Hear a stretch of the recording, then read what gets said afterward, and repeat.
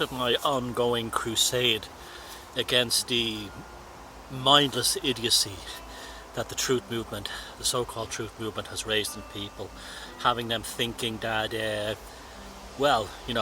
Satanists are the ones who are, running all the child sex rings, when in reality it's the Catholic Church and cults like the Family of God.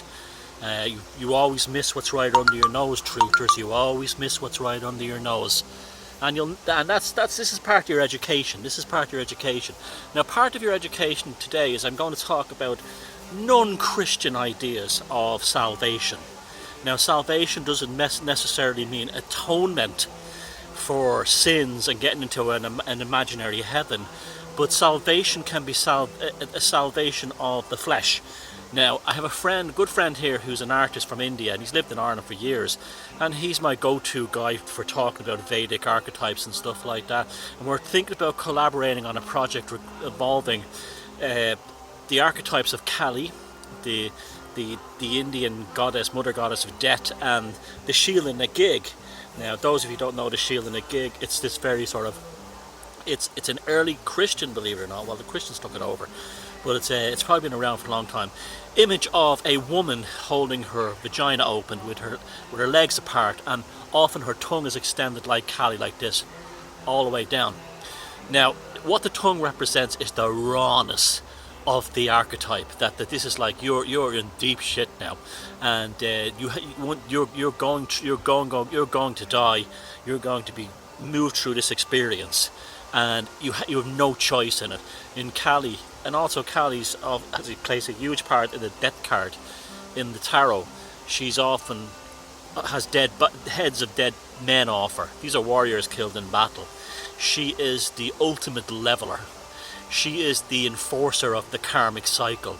She is the accounting system of the universe, just like the Valkyrie is in the Nordic system and the Morrigan, the Babe, in the Irish system. But I never thought in terms of the Sheela Nagig being the same kind of archetype as Kali until my friend from India brought this up.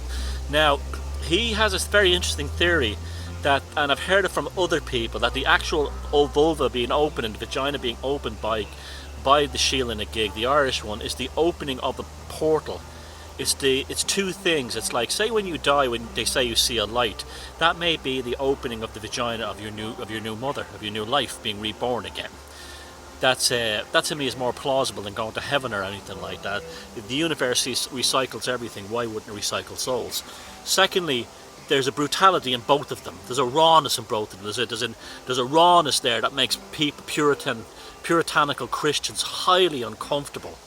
And this is why they look at nonsense like what's her name, Miley Cyrus, sticking her tongue out, and they say she's invoking Kali.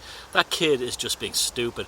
She is not like in the same league as, say, Lady Gaga or Madonna, who definitely do have been, and even Susie and the Banshees have done their homework, and they understand the power of these mythological archetypes. The Sheela Nagig is one I haven't paid enough attention to, mainly because it never really had an element of something I could pin it to. It was too obscure and too vague, and being who I am, I tend to look for comparative mythological meanings across different cultures, and that allows me to sort of form a picture, at least in some ways. It was not until this friend, this guy Tan, actually came up and compared her to Kali, and now I can't stop thinking of the idea of the Sheela Nagig being the Kali of the West and Kali being the Sheela Nagig of the East. The ultimate leveler, the ultimate truth seeker. The ultimate thing is that you are fucking going to face this. You remember the Bruce Lee film Enter the Dragon, where he went into the Hall of Mirrors? It's just such an amazing, pivotal scene, and he's trying to get the bad guy, and he's lashing out, but what he's lashing out is the reflections on the wall, until he realizes at some point that what he's attacking is an element of himself. He strikes out into himself, and when he does that, he's free from the mirrors, and he kills the He kills the baddie. It's the same story as the Minotaur, going into the labyrinth to slay the Minotaur, but what we're really doing is we're taming or slaying the base instincts inside us. If we don't do that, we will face Kali. If we do not do that, we will face Kali. We will face the judgment of Kali. We will face the judgment of the Morrigan, the judgment of the Valkyrie, and increasingly I'm starting to see we will face the judgment of the Sheela gig. So remember that.